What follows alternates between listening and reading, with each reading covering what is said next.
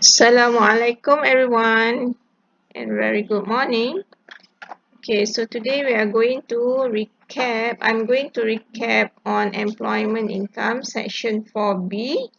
So basically if you look at the first slide, you're going to look at on the employment income, definition of employment income. Okay, so you can see here employment income is defined as having a master and servant relationship and also appointment or holding an office. And then after that, when you have employment income, remuneration is there and remuneration is payable, okay, or paid. Okay, and then if you can recall, I also did mention about derivation of employment income. So this is actually to know the source of employment income, where does it come from. Okay, because sometimes you might be working outside Malaysia, but your employment income is deemed to derive from Malaysia, therefore it will be taxed in Malaysia. Okay, so how do we know that employment income is derived from Malaysia? It is actually based on section 13.2, which is employment income is exercised in Malaysia, which is because sometimes you also have taken leave, so the leave is attributable to the employment income that is actually exercised in Malaysia. And also employment income employee might perform work or Malaysian duties outside Malaysia. However, the duties is actually incidental to the employment income that is exercised in Malaysia. Okay, and then also you have section 13.2D, where you are director of a resident company. Therefore, any director's fee that you receive from that resident company is deemed to derive from Malaysia. And also for any pilots or employees that work in a resident aircraft or shipping company. If you can recall, this is worldwide scope. So as long as that company is considered as a resident company in Malaysia, therefore all employees that registered under that company is deemed to be a earning employment income that derive from Malaysia. Okay, so that is derivation of employment income. Okay, the next one is we are going to look at types of employment income, because under section 13.1, A until E is actually defined. Employment income is consists of 5 types of category of employment income. 13.1A is talking about employment income that you receive in terms of money, which is anything that convertible into money. 13.1B is actually benefits in kind, which is you enjoy services provided by employer, but this one is not convertible into money. That means you not receive in terms of money. Okay, so 13.1A, whatever that you receive in terms of actual money. 13.1B is when you receive in terms of benefits or services. 13.1C specifically refer to unfurnished accommodation. So anything with regard to accommodation will be covered under 13.1C. It's only unfurnished portion, because the furniture part will be assessed under 13.1B. And then 13.1D would actually cover unapproved pension fund. Okay, this is purely cover on employer's contribution or any income that you earn on that part. And also 13.1E, which is specifically referred to compensation for the loss of employment. Okay, so let's look at one by one. Okay, 13.1A is actually referred to convertible, any income that is convertible into money. So if you can refer to example 6.50 as I put on the slide, okay, it's actually consists of salary and wages. Okay, salary and wages, which is actually the gross salary and the gross wages. Okay, so everything on employment income will be taxed based on gross basis. And then if you have any bonus, commission or fee, this is also based on actual gross amount. And then you have a gratuity. Okay, so gratuity is actually referred to the amount of money that being paid, okay, in recognition of the personal qualities, okay, which is for the past services rendered.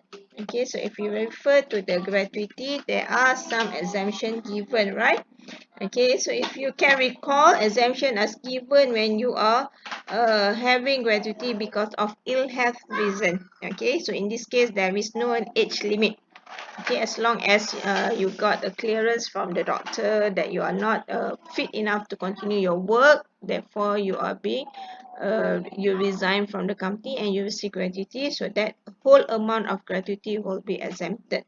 Okay, and then you also have the another category of gratuity, okay, which is also exempted when you reach retirement age at the age of 55 and you have fulfilled the 10 completed years with the same employers. Okay, within this, especially when you are within the same group of companies. Okay, so you can refer back to your previous class notes if you want to go back into more detail. Okay, and then that is all when you have full exemption on gratuity.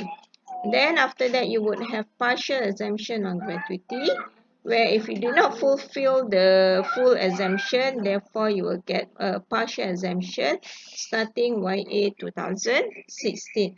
Okay, so the partial exemption is granted 1,000 for each completed years of services. Okay, so you have to know how to compute your completed years of services, which is starting from the year that you start working until the end of your service. Okay, and then you also have share option. Okay, so share option is actually uh, capital, not capital. It's actually the gain that you acquire when you have ESOP scheme. Okay, that means you are given the rights to buy shares of the company and you exercise it later. So normally the price that you exercise will be lower than market value, and when you want to sell or dispose your shares, normally the value will be higher. So here there will definitely be a gain on the shares incentive given to you from the company. Okay, and then you also have pecuniary liabilities. Okay, pecuniary liabilities, for instance, like income tax payment. Okay, for some employee, what happened is that employer paid all their tax liability, personal tax liability. So in this one, it will be a add-on to the section 31A, because company pay your tax in terms of cash. So you enjoy cash given by the employer. Okay, and then also sometimes when you have electricity bills when the employer paid for you.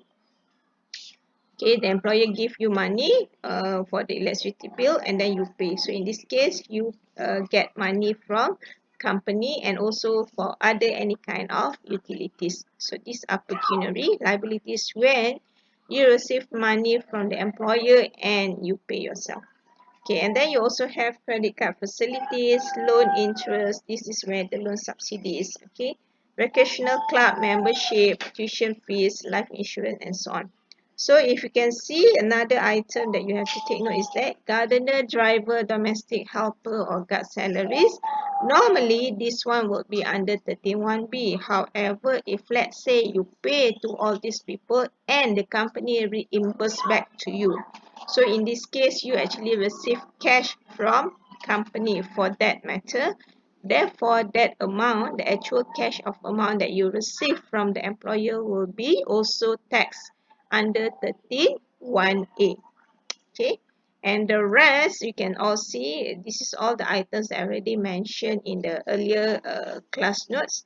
Okay, waiver on the loan advance. Okay, assets given for free of charge also at discount.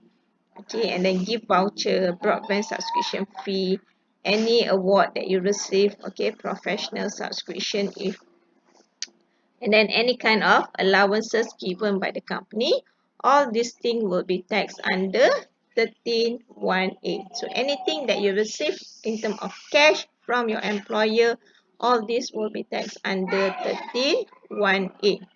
Okay, under 13(1)(b), this is actually cover benefits in kind. Okay, benefits in kind is actually when you enjoy benefits or services from the anything that given by the company to you. Okay, that come along with your job or your employment.